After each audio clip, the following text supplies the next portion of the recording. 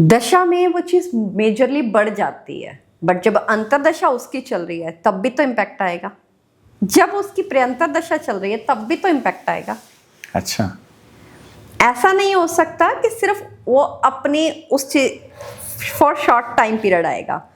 मान लीजिए कोई चीज आपके पास 1 महीने के लिए डिस्टर्ब करने आई है, उसके बाद 1 महीने बाद वो पर्सन तो आपके घर से चला गया, पर वो जो नेगेटिव इम्पैक्ट आपके घर में छोड़ गया, वो जो उसकी वजह से आपके घर में बाकी लोगों के साथ आपके रिलेशनशिप डिस्टर्ब हो गए, क्या वो उसके जाते ही ठीक हो जाएंगे 1 दिन में? टाइम लगेगा। टाइम तब लगेगा जब आप उसके लिए एफर्ट लगाओगे, नहीं तो कई बार होते ही नहीं है ठीक। उस 1 महीने, उस कुछ दिनों के अंदर अगर आपने कोई ऐसा डिसीजन बना लिया जो आपको लिए सही नहीं है बाकी रिलेशनशिप्स को लेकर। कुंडली के 12 घरों में से कौन से ऐसे घर हैं जिसको हमें छेड़ना नहीं चाहिए? मेरे अकॉर्डिंग आप 7वें और 12वें को नहीं छेड़े। अच्छा, तो ज्यादा बेहतर रहेगा। ये किसके साथ रिलेट करते हैं? जो 7वां घर है वो आपके पार्टनर के साथ रिलेट होता है। उसे छेड़ना नहीं चाहिए? मेरे अकॉर्डिंग उसे नहीं छेड़ना चाहिए। ऐसा क्यों? क्योंकि वो आपके कर्म भी तो हैं उस इंसान के साथ जुड़े हुए। ओ, पार्टनर के साथ? पार्टनर के साथ आपके कर्मास भी तो जुड़े हुए हैं। स्पाउस है, जो आपका स्पाउस है, उसके साथ आपके कर्म जुड़े हुए हैं। जितनी जल्दी वो आपके एक पर्सन ने यहाँ से चलना है चंडीगढ़ से, उसने मुंबई जाना है। एक पर्सन पैदल चल रहा है, उसको पैदल जाने में कितना टाइम लग जाएगा? एक पर्सन गाड़ी से जा रहा है, एक पर्सन साइकिल से जा रहा है, एक पर्सन बाइक रेसिंग कार से जा रहा है, वो उतनी जल्दी पहुंच जाएगा। उसके कर्मास उतनी जल्दी बैलेंस हो जाएंगे। कर्मा बैलेंस एक थ्योरी आती है। मतलब यानी कि आप उसको शॉर्टकट ना करो, उसका कर्म करो। हाँ। जो आपके साथ होना है वो होगा, कर्म करो। कर्म करो ना उसके लिए, रादर देन उसको उपाय के तौर पे बेटर करने के उसके कर्म करो, तब ज्यादा बेटर होता है। तो ये 12वां घर क्यों? क्योंकि 12वां घर उससे रिलेटेड नेगेटिव इम्पैक्ट भी तो दे रहा है। आपकी बेडरूम लाइफ भी तो है, आपके अननेसेसरली के खर्चे भी तो हैं, आपकी जेल यात्रा भी तो है। ओह, तो अच्छा, इसलिए ये क्या, हम जैसे कुंडली के 12वें घर और 7वें घर की बात कर रहे हैं, तो ये 7वें घर की जैसे आपके रिकॉर्डिंगली इसकी रेमेडी या इसका उपाय नहीं करना चाहिए, 12वें घर का भी नहीं करना चाहिए, तो आपको क्या लगता है कि फिर इसको उस हालातों में छोड़ देना चाहिए? ऐसा नहीं है कि उसका उपाय नहीं करना चाहिए, अननेसेसरली उसको एक्टिवेट नहीं करना चाहिए। अच्छा, मतलब उसका फायदा ना लेते रहें बहुत ज्यादा। कई लोग 5वें घर का, कुंडली के 5वें घर का बहुत उपाय करते हैं। उससे क्या फॉर होता है? Love life. 5वें घर इज अ लव पांचवें लाइफ। life। ओह, अच्छा। आजकल बच्चे बहुत छोटी छोटी एज में मैम बड़ी जल्दी रिलेशनशिप बन रहे हैं, बड़ी जल्दी ब्रेक हो रहे हैं, और ब्रेक होते ही वो कहेंगे हमें नया पर्सन चाहिए। आने वाला था इस सवाल पे, आप पहले ही आपने ले लिया। मैं आजकल ये ऐसा क्यों है कि छोटी उम्र में मतलब रिलेशनशिप बन रहे हैं लड़कियों के, स्कूल लाइफ में बन रहे हैं, और सबसे बड़ी बात क्या है मैम, उनके वीडियोस, अश्लील वीडियोस वायरल हो रहे हैं। तो ऐसा क्या है? ये मतलब ज़ेन ज़ी जनरेशन का है या कुछ ग्रहों का स्थिति बदल रही है? देखिए, जब एक पर्सन का राहु अच्छी स्थिति में नहीं होगा, वो भ्रम की स्थिति में रहेगा। जब वो भ्रम की स्थिति में नहीं है, मतलब उसको क्लैरिटी नहीं मिल रही है। तो क्लैरिटी नहीं मिलेगी तो वो पर्सन अट्रैक्शन को भी प्यार मान बैठेगा, और उस प्यार में वो अपना 100% देने की कोशिश करेगा या करेगी। अच्छा, तो जब आप अपना उस, जहां लॉयल्टी नहीं है वहां आप अपना 100% जब नहीं देना, उस टाइम में भी दे रहे हो, तो आप मिसयूज हो सकते हो। तो उस चीज के लिए ग्रह भी रिस्पॉन्सिबल होते हैं। दूसरा, जो एक अट्रैक्शन बहुत ज्यादा बढ़ जाना लोगों में, वो भी इसका कारण है। जैसे हम कहते हैं ना, ज़ेन से बड़ी जल्दी किसी चीज से बोर भी हो जाते हैं। हाँ, आजकल है, बोर हो जाते हैं। आप रील्स भी देख रहे होगे ना, तो पहले 1 2 3 सेकंड के बाद वो रील स्क्रॉल हो जाती है, आप उसके ऊपर उतना टाइम रुक भी नहीं पाते। तो वो क्या है, बोरियत बहुत जल्दी उस चीज से हो रही है ना, क्योंकि बॉडी को डोपामिन हिट नहीं मिल रहा ना हमें। जहां हमें डोपामिन हिट मिलेगा, हम वहीं उसमें मजा आएगा, उस काम को करेंगे। अगर साइंटिफिकली देखेंगे तो हमारे लिए हार्मोन्स भी तो रिस्पॉन्सिबल होते हैं। तो इसी तरीके से जब ग्रहों की प्लेसमेंट बिगड़ती है तब एक पर्सन गलत कामों में, गलत संगति में पड़ जाता है। और गलत काम या गलत संगति उससे वो सब चीज करवाएगी जो चीज सही नहीं है। ये मैम कौन सा ग्रह गलत संगत में डालता है? राहु आपको गलत संगत में डाल देता है क्योंकि क्लैरिटी नहीं मिलेगी। अच्छा, तो अगर राहु अच्छी स्थिति में नहीं है तो आप गलत संगति में जा सकते हो। अच्छा, एक चीज और कही जा रही है आजकल, राहु 10 में दुनिया बस में, ये क्या है? 10वां घर किस चीज का है? आपके वर्क प्लेस का है। समझिए आप एक पर्सन काम कर रहा है किस चीज के लिए? हार्ड अर्न मनी फटाफट मिल जाए। आप अपने वर्क प्लेस पे बहुत बढ़िया कर रहे हो तो आपकी वाहवाही हो रही है, चाहे आप जॉब में हो चाहे आप बिजनेस में हो। तो अगर आपकी वाहवाही हो रही है तो आप कहोगे ना राहु आपको वहां पे बेस्ट रिजल्ट दे रहा है, और बेस्ट दे रहा है तो मतलब दुनिया बस में कर रहे हो, दुनिया बस में कर रहे हो। तो उसको बुद्धि नहीं भ्रष्ट करेगा उसकी कुछ ऐसा? अगेन वही बात कि उसकी प्लेसमेंट कौन से ग्रह के साथ है। अगर राहु सूर्य के साथ है तो अलग इम्पैक्ट देगा, मंगल के साथ है तो अलग इम्पैक्ट देगा, अकेला है तो वो अपना इंडिविजुअल दे रहा है। अगर अच्छा। उच्च में बैठ, अगर वो अपना इंडिविजुअल दे रहा है, वहां पर हर ग्रह की ना दृष्टि होती है। मोस्टली ग्रह की 5, 7, 12 दृष्टि होती है। मतलब एक आप यहाँ बैठ के मैं 3 जगह पर देख रही हूँ, 5वें घर को, 7वें घर को और 12वें घर को देख रही हूँ। इस तरीके से कुछ ग्रह होते हैं जिनकी सिर्फ 7वीं दृष्टि होती है, कुछ की 4, 7, 8 की दृष्टि है।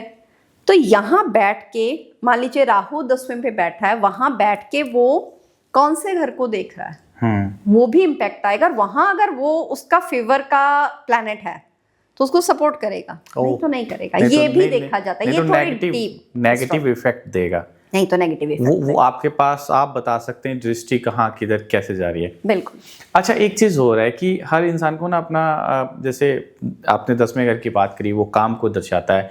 जैसे हर लोग ना परेशान हैं अपने काम काज को लेकर के, यार मैंने MBA कर ली, उस बंदे ने HR कर लिया या कुछ अलग स्पोर्ट्स में चला गया, तो अपनी लाइन बदलता जा रहा है।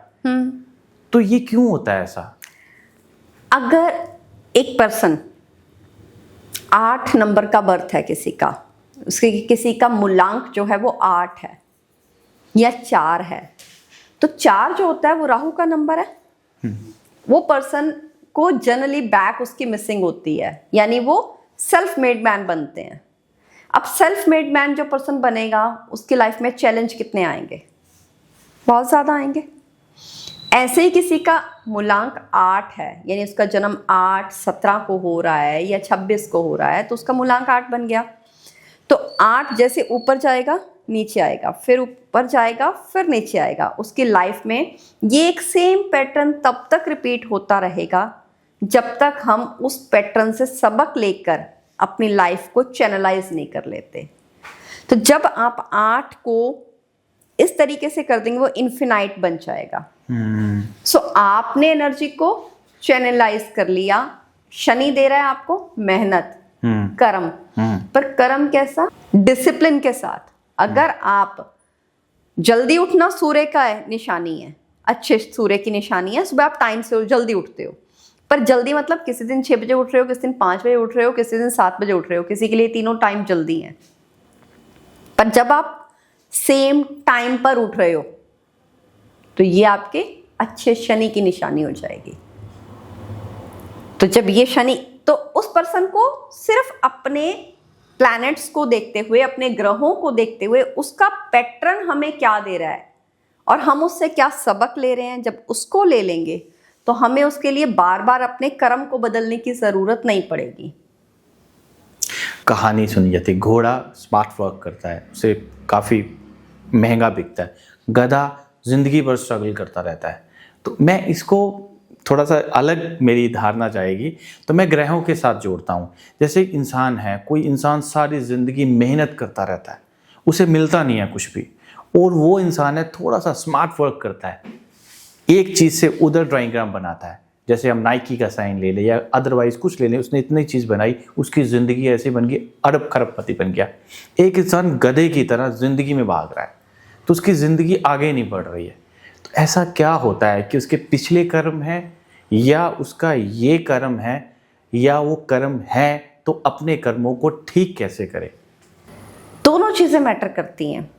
पास्ट लाइफ कर्मास जो हम लेकर आए हैं वो मैटर करते हैं, इस जन्म के कर्म भी मैटर करेंगे आपको लाइफ में सक्सेस देने के लिए। प्लेनेटरी पोजीशन, ग्रहों की दशा, महादशा, अंतरदशा भी इम्पैक्ट डालेगी। इन सब का एक टिपिकल कॉम्बिनेशन जब आ जाता है आपकी लाइफ में, तब आपको सक्सेस मिलनी तय हो जाती है। जब आपको पता है कि आपको ये ग्रह या ये हार्डवर्क और स्मार्ट वर्क को लिया मैंने, हार्डवर्क करना है, no doubt, there is no diligence of hard work, कोई there is no substitute of hard work. आपको हार्डवर्क का कोई सब्स्टिट्यूट नहीं है, करना ही पड़ेगा। हर फील्ड में सक्सेस के लिए चाहिए, बट ये ज़माना स्मार्ट वर्क का भी है, जहां आप अपने हार्ड वर्क को प्रेजेंट करने के लिए आपको एक जगह मिल गई, अपने टैलेंट को। अब एक पर्सन है, वो टैलेंट सड़क पे खेल के भी वेस्ट कर रहा है, और वही टैलेंट को जब एक सही पोजीशन मिल गई, एक सिंगिंग है, सिंगिंग बहुत प्यारा आर्ट है, आपने देखा होगा, बहुत से ऐसे हमने देखा है कि गांव में, मेलों में हमें बहुत प्यारी आवाज़ मिल जाएगी जो आज अभी उस प्लेटफॉर्म तक नहीं पहुंची है, बट बहुत से लोग हैं जिनकी प्लेटफॉर्म उनको मिल गया, तो वो India's got talent, voice India, हाँ, उनमें पहुंच गए। बहुत स्ट्रगल करके वो पहुंचते, कई लोग बहुत स्ट्रगल करके पहुंचते हैं और कई पहुंच ही नहीं पाते। हाँ।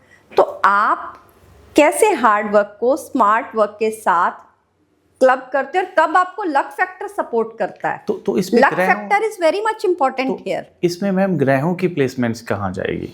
जब एक सिंगर की बात की, हाँ, तो हमने जब थर्ड हाउस की बात की कि वो वाणी का कारक है, अगर वो अच्छा होगा, एक चीज, उसके बाद उसकी जो हमने पोजीशनिंग बात की कि उसका 9, 10 जो 11 ग्रह आ रहे हैं, 10 और 11 ग्रह जो हाउस में हैं, घर, वो उसको सपोर्ट कर रहे हैं, तो उसको मिलेगा, उसको वो प्लेस मिलेगा, आगे बढ़ के लोग उसके पास आएंगे। आगे बढ़ के उसको, आपने ऐसे कई लोग देखे होंगे, सुने होंगे, जो रातों रात सोशल मीडिया पे फेमस हो गए। हाँ, एक रील चल गई, रातों रात निकल गए। कई ऐसे एग्जांपल्स, एक नहीं है, कई हैं। हाँ। तो उनके एक पर्टिकुलर एक वो ग्रह एक्टिवेट हुआ उस टाइम। तो कौन सा ग्रह ऐसा एक्टिवेट हुआ या कौन सा ग्रह एक्टिवेट करना चाहिए? हर कोई चाहता है फेमस होना। सोशल मीडिया के लिए राहु, सोशल मीडिया में जाना है राहु, बट उसके बेस्ट प्लेसमेंट आपकी कुंडली के अकॉर्डिंग। कुंडली के अकॉर्डिंग मैम आपसे पर्सनल रीडिंग मैम आपने एक्चुअली हिडन रख रहे हो, अपनी बात ना बता नहीं रहे हो, चाह रहे हो कि मेरे पास आए। एक्चुअली आप बता दो मेरे व्यूअर्स को कि आपको राहु की प्लेसमेंट्स अच्छी करनी हो तो कौन सा ग्रह मतलब फेमस होना हो, तो थोड़ा सा 2-3 उपाय और रेमेडी और कुछ बता दो आपकी ये प्लेसमेंट्स है, तो वरना खुश हो जाएंगे। देखिए, राहु को अगर आपको अच्छा करना है तो आप ऐसा काम कीजिए जो राहु को प्रसन्न करता है। अच्छा, जो राहु को प्रसन्न करता है, जैसे कि अगर आपको राहु को प्रसन्न करना है तो आप किसी नीडी की हेल्प करेंगे। अच्छा, जरूरतमंद की मदद करेंगे। आप इसको अपनी एनर्जी से भी चैनलाइज करो ना। अच्छा, अपनी एनर्जी से चैनलाइज करो। राहु के साथ मंगल की प्लेसमेंट अच्छी होनी बहुत जरूरी है। अगर आपका मंगल अच्छा है तो आपको राहु का बेस्ट फल मिलेगा। अगर आपका मंगल अच्छा है तो, अगर मंगल खराब हो गया तो वो बेस्ट फल नहीं देगा। तो थर्ड हाउस में बहुत बढ़िया है, 10th हाउस में बहुत बढ़िया है। कि यार आप मतलब आप तो खुद एस्ट्रोलॉजर है, अपनी कुंडली देखो, अपने बारे में बताओ कि आपके पास तो बहुत पैसा आएगा, तो उनको आप क्या जवाब देते हैं, क्या रिप्लाई करते हैं? जब कोई मुझे ऐसा कहता है ना, तो मैं उनको कहती हूँ कि कुंडली ने मुझे वो रास्ता दिखाया, और कुंडली से पहले उस परमात्मा की कृपा, गुरु कृपा आप पे होनी बहुत ज़रूरी है। जिस इंसान के ऊपर गुरु की कृपा है उसको लाइफ का रास्ता डेफिनेटली मिलता है। तो मुझे भी मेरी लाइफ में गुरु कृपा से ये रास्ता मिला। जब मैंने एस्ट्रोलॉजी देखी, जब मैं अकल्ट में आई, और अकल्ट को मैंने बहुत डीप स्टडी किया, मैंने अपने खुद के चार्ट को एनालाइज किया, तो मैंने देखा ये चीज़ें मेरे लिए ऐसे सामने पड़ी हुई थी जिसको मैंने अब तक अपनी लाइफ में लाई ही नहीं थी। शायद मैं इससे पहले ले आती अगर मैंने अपना चार्ट उससे पहले देखा होता। एस्ट्रोलॉजी में ऐसा पता चल सकता है कि कोई इंसान बीमार होने वाला है, कौन सी बीमारी उसे होगी, और बीमारी का हल उसमें निकलता हुआ एस्ट्रोलॉजी में? बिल्कुल पता चलता है। जब बृहस्पति है, बृहस्पति ग्रह, गुरु ग्रह अगर आपका अच्छी स्थिति में नहीं है, एक पर्सन को वेट रिलेटेड इशू हो जाएंगे, वेट बढ़ना शुरू हो जाएगा। अच्छा। तो वेट बढ़ना शुरू हुआ जिस पर्सन का, उसके साथ 100 और बीमारियां, हम कहते हैं ना इंक्रीज द वेस्ट लाइन, तो 100 बीमारियां उसके साथ आपकी शुरू हो जाती है। डिक्रीज द लाइफ लाइन, तो ये बृहस्पति ही करता है क्या? बृहस्पति ही कर रहा है। Increase the waist line, decrease the life line. Doctors भी कहते हैं आप अपने आप को फिट रखो, उस पर काम करो। तो इस तरीके से अगर आपका बृहस्पति अच्छी स्थिति में नहीं है तो डेफिनेटली आपके वेट मैनेजमेंट से रिलेटेड इश्यूज आएंगे ही आएंगे।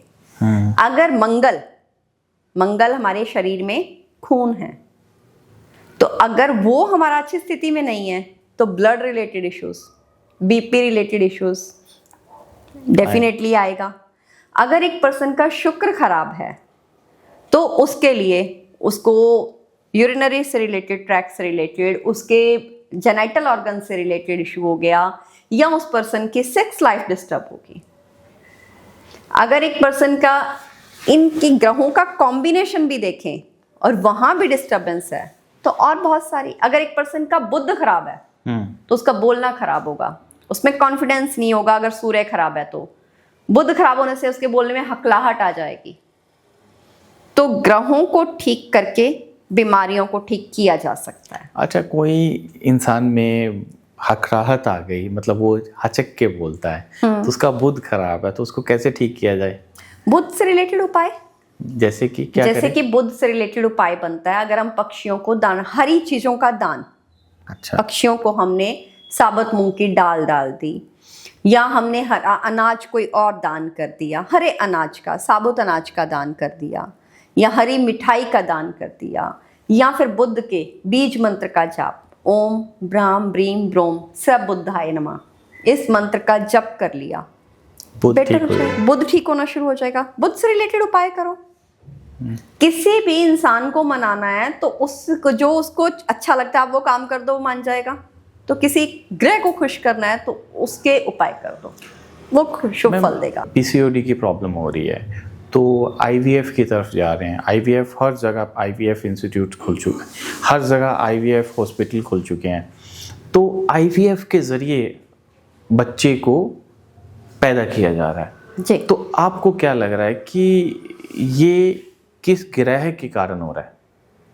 मेरे पास ऐसे बहुत से क्लाइंट आते हैं जो ये कहते हैं कि मैम हमें आईवीएफ की हेल्प लेनी है तो आप हमें सूटेबल टाइम निकाल के दीजिए।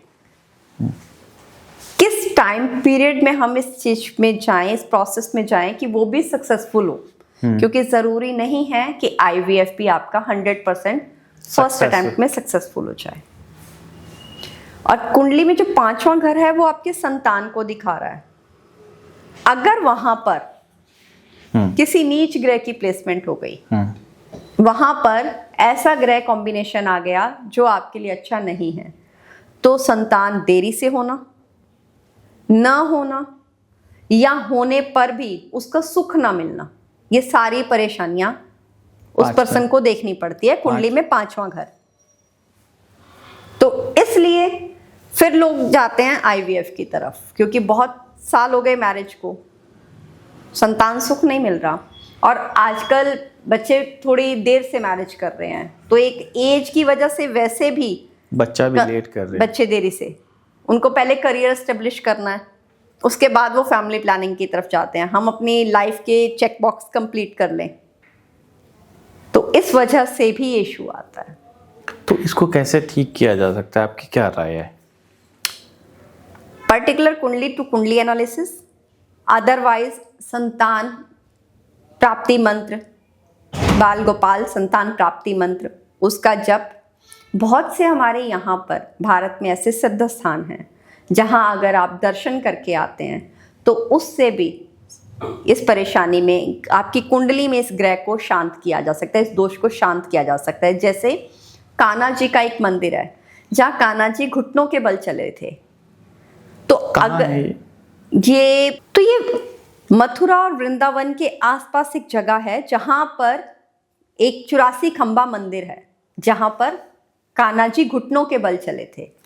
तो वहां पर मान्यता है कि अगर आप जाते हैं और घुटनों के बल जाते हैं तो आपकी संतान प्राप्ति की इच्छा पूरी होती है। ग्रेट।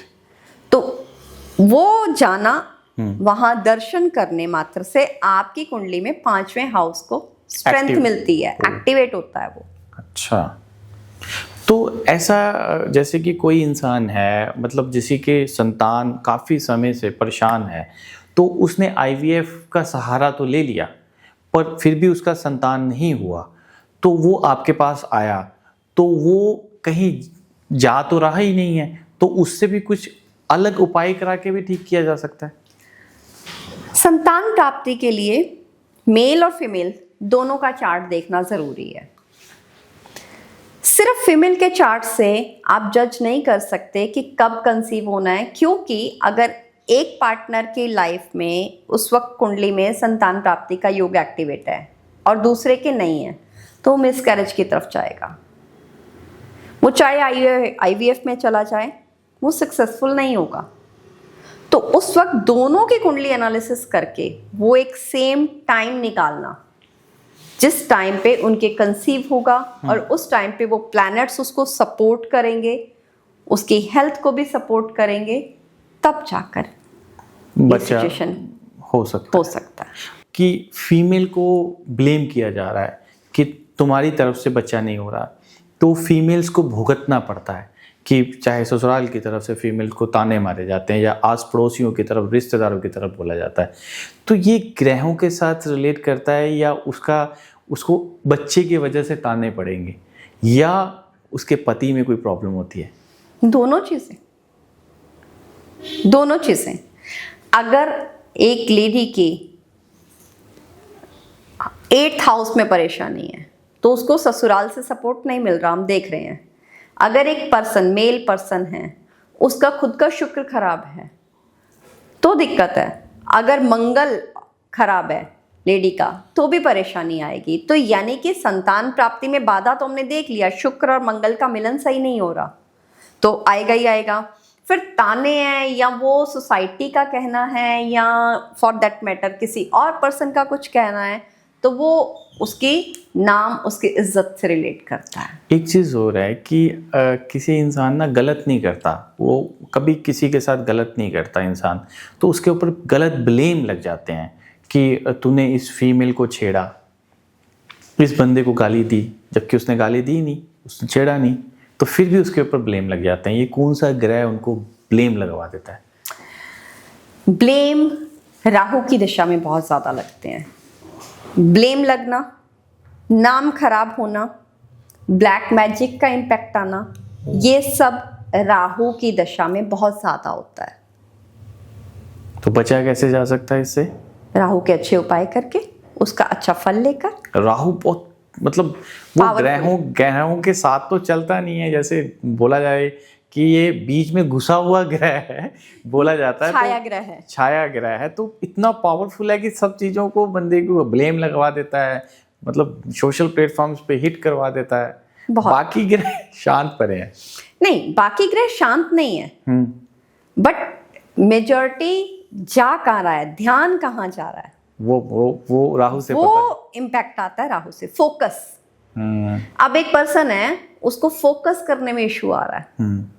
स्टूडेंट की बात करो, उसको स्टडी करनी है, उसको स्टडी में फोकस नहीं बन रहा, तो क्या करें? फोकस नहीं बन रहा तो क्या करेगा? त्राटक करवाओ उससे। आपके मंदिर में आप जोत जगाते हैं दिन में 2 बार। जो लोग जोत नहीं जगाते वो एक कैंडल जगाते होंगे अपने घर में, कहीं रोशनी करते होंगे, आप एक टक उसको देख रहे हैं। देखते रहो। आपकी बैकबोन सीधी होनी चाहिए। उस लो को, उस फ्लेम को एक टक देखेंगे, उसके एनर्जी को अपने अंदर लेंगे, और जब आपकी आंखों से टप टप आंसू गिरने लग जाएं, then close your eyes and just feel that light on your 3rd eye chakra, जहां हम तिलक लगाते हैं। उसको वहां महसूस करो। जब आप उसको वहां महसूस करोगे, 1 या 2 मिनट की एक्सरसाइज है ये।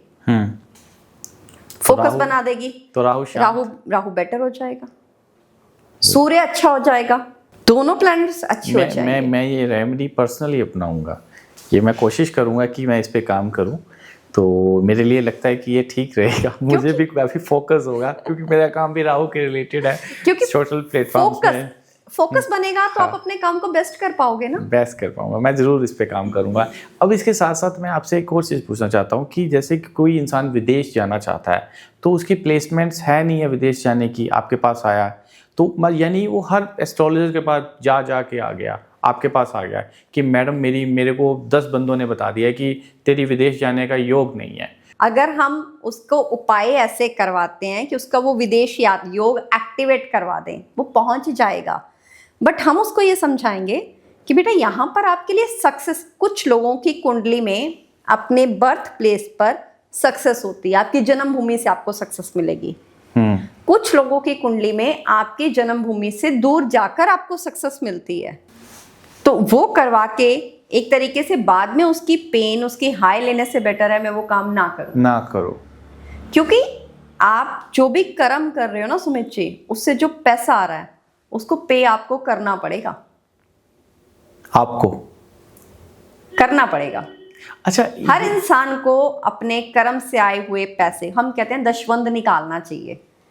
आपकी इनकम का 10वां हिस्सा आपको अच्छे कामों में लगाना चाहिए, 10 निकालना चाहिए। गुरबाणी में भी कहा गया है, हम भी कहते हैं कि आप अपना 10 निकालो।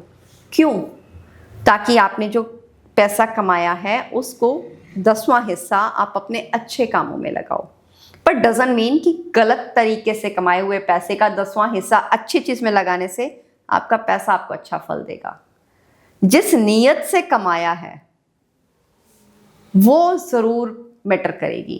किसी की दुआ से कमाया पैसा और किसी की बद्दुआ से लिया हुआ पैसा बहुत इंपैक्ट डालता है, कर्मों को खराब करता है, कर्मों को खराब करेगा।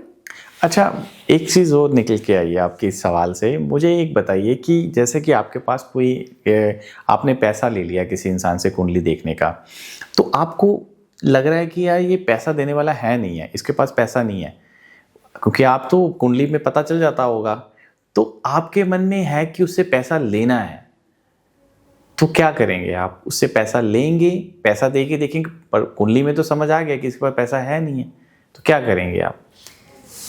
देखो, मुझे पता है उस पर्सन के पास इस वक्त सिचुएशन नहीं है कि वो पे कर सके। हर किसी को हर काम सूट नहीं करता। किसी की कुंडली होती है जो उसको अच्छे कामों के लिए, दान करने के लिए उससे बेनिफिट देती है। किसी की कुंडली होती है, मैंने ऐसी कुंडलियां भी देखी हैं जिसमें वो कोई सेठ है, उन्होंने धर्मशाला में वो आपने देखा होगा पंखे लगवा दिए, गेट बनवा दिए, लंगर लगवा दिया, और उसके बाद उनकी फैमिली खत्म हो गई। हर किसी को हर दान भी सूट नहीं करता। तो आपने उस कुंडली को देखना है। अगर आपको लग रहा है कि ये कुंडली इस वक्त बहुत नीडी है, वो बंदा इस परेशानी में है, बट मेरी कुंडली ये कह रही है कि मैं फ्री में काम नहीं कर सकती हूँ, मैं इसको सेवा के तौर पे कर सकती हूँ, तो मैं उसको सेवा के तौर पे लूंगी कि मैं उससे, बेटा ये आप रेमेडीज करो, आपको इसका ये बेनिफिट आ जाएगा, उसके बाद आप इसका इस तरीके से, आप मुझे मत दो, जाके गौशाला में दान, गाय को खाना खिलाओ, गाय को चारा खिलाओ। Intention matters. मनी क्या है? एनर्जी तो है जो मेरे तक आ रही है, मेरी लाइफ को चला रही है, तो मुझे खाना, रादर देन हम उसको कहते हैं कि आप चींटियों को दाना डालो, भंडारा लगाए हुए आप 100 लोगों को खाना खिलाओ, पॉकेट हिलेगी। 1000 लोगों को खाना खिलाओगे, पॉकेट हिलेगी। आप चींटियों में दाना डाल दो, तो उसके कर्म सही होंगे तो उसको फल मिलेगा, और मेरी वो कुंडली उस चीज को बैलेंस कर देगी। अच्छा, एक चीज़ और आपसे पूछता हूँ मैं कि ये भी कुंडली में आएगा शायद आपके, कि जैसे कोई इंसान है, मंदिर जा रहा है, कई सालों से मंदिर जा रहा है, पर वो पाप करता जा रहा है, वो इस जन्म में अपने अगले कर्मों को खराब कर रहा है। क्योंकि अगर उसके पास सब कुछ है तो वो उसको उसके पास्ट लाइफ कर्मा की वजह से मिला, कि उसका बर्थ अच्छे घर में हुआ जहां उसको सारी फैसिलिटीज मिली, उसके प्लैनेट्स उसको सपोर्ट कर रहे हैं कि वो अच्छी एजुकेशन कर पाया, उसके प्लैनेट्स उसको सपोर्ट कर रहे हैं कि उसका काम धंधा चल रहा है, उसको बिजनेस आ रहा है, उसकी जॉब बढ़िया चल रही है। बट वो अगर किसी के साथ अब गलत कर रहा है, गलत तरीके से अपना पैसा इकट्ठा कर रहा है, तो वो अपने आने वाले कर्म खराब कर रहा है। जो कर्म है उसका जो इम्पैक्ट उसको बाद में मिलना है, वो उसको खत्म कर रहा है। मैम, ये अक्सर कहा जाता है कि जो माँ बाप के कर्म है वो बच्चे भुगतते हैं, तो बच्चे के आगे वंश भुगतता है। ये क्या कनेक्शंस क्या चलता है, ये कौन सी चैन चलती है कि बच्चों ने तो कर्म किया नहीं, माँ बाप के कर्म बच्चे क्यों भुगते? साइंस में जब हम पढ़ते हैं तो एक वर्ड आता है डीएनए। आता है। वो डीएनए हमारी सेल्स में है, बॉडी में। बॉडी है, बॉडी किससे बनी है? सेल से बनी हुई सेल है। से बनी है। सेल्स में वो डीएनए में वो स्टोर है इंफॉर्मेशन जो हम अपने पेरेंट्स से लेकर आए हैं। जो हमारे पेरेंट्स हैं उनको उनके पेरेंट्स से मिली थी, फादर और मदर दोनों का डीएनए आता है। तो जब वो साइंस इस चीज को मान रही है, इसी तरीके से ज्योतिष में जब हम देखते हैं, जब हमारे शास्त्रों में पढ़ते हैं, तो उसमें लिखा हुआ है, साफ साफ लिखा हुआ है कि माँ बाप के किए कर्मों का फल उनके बच्चों को भुगतना पड़ता है। ऐसा क्यों? तो आप अपने कर्म, एक कहानी आपने सुनी होगी, एक इंसान था, सेठ था, और उसने अपने नौकर को अपने बिजनेस में पार्टनर बना लिया। उसका काम धंधा कुछ खास चलता नहीं था। नौकर सुबह दुकानदारी पे आ जाता था, आकर वो उसको कहता था अच्छा ठीक है तू दुकानदारी संभाल। जब से वो नौकर काम करने लगा, उसका काम बहुत अच्छा चलने लग गया, उसने उसका अपना पार्टनर बना लिया। अब उस सेठ के मन में लालच आ गया कि भाई इतना पैसा इसको देना पड़ेगा।